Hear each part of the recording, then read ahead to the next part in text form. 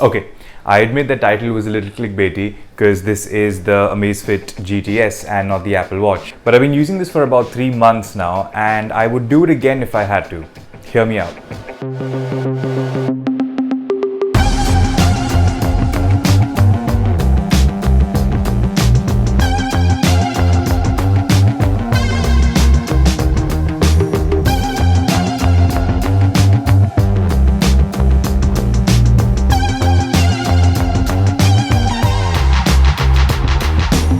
Okay, first up, apologies for the bad lighting. My light just died on me as I was setting up for this video, so I'm kind of just relying on a natural light through the window. For a little context, the smartwatch that lived on my wrist before the Amazfit GTS was the Garmin 245 Music. Now that watch MRP'd at about 30,000 Indian rupees, and it was a great fitness band first and then a smartwatch, but it was great in terms of standalone GPS, onboard music storage, Spotify support, 4-day battery life. And I didn't need a watch of that caliber because I stopped running and I was only using it for my runs. So I only needed a smartwatch that gave me basic notifications, had good battery life, had a decent screen, and because I moved to iOS fairly recently, it wouldn't hurt if it kind of looked like the Apple Watch. So now I seen the Amazfit GTS a couple of months ago because it's not a new watch, it's fairly old and I quite like the looks of it.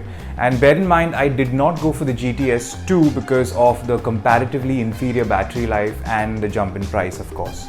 Now the Zepp app that the watch works in collaboration with, both available on iOS and Android, is pretty straightforward, and the variety of watch faces available I would say is decent at best. There are quite a few, but very few of them that are actually useful, and the rest are kind of forced just to get the number of watch faces up. I didn't find most of them very useful. The saving grace, however, is another third-party app. I think it's third-party because it's called Amaze Tools, and that has a plethora of watch faces. Now it's no secret I try to emulate the Apple Watch as much as I can because I am using this watch in conjunction with my iPhone. So I opted for this very Apple-esque watch face, and of course it had to be red and black to match my iPhone, my laptop, my AirPods, my coffee cup, you get the picture. And I bought these red and black straps off Flipkart. They cost about $3.99. Okay, if there's one thing that I really need to rave about, it is battery life. And I'm talking about 9 days. 9 freaking days on one charge. So here's how I use it. I have the lift to wake up feature on from about 8 AM in the morning to 10 PM. I have do not disturb activated as soon as I hit the bed, so my watch does not light up when I'm in bed. Brightness is on full through the day. I have notifications of all the apps on through the day.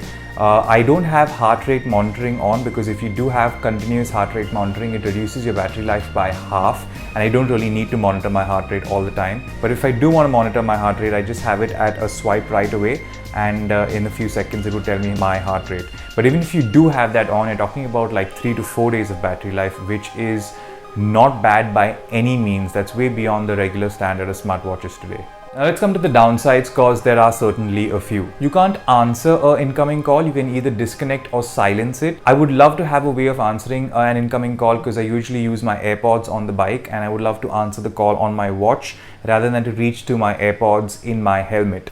You can't really reply to notifications or enact on it. This didn't really bother me because I never really reply to notifications on my watch. It's more of a means to just glance at a notification in order to decide if you really want to enact on it or not. And if you do want to enact on it, you just kind of whip out your phone. No built-in storage for music, so this watch kind of has to always be used in conjunction with your phone in terms of music. You have music control though in terms of volume up and down and change your track, but there's no onboard storage for music.